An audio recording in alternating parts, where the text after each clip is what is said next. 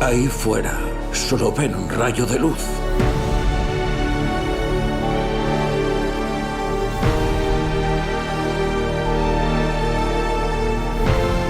Y nada ocurre si no hay luz. ¿Esta vez qué es? Tal vez smartphones. Caviar.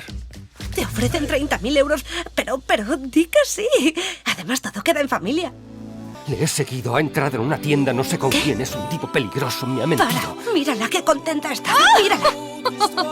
¿Sabes qué podría hacer que te quitaran de en medio? No puedes, quieres a mi madre. Si te doy la mitad, lo haces conmigo.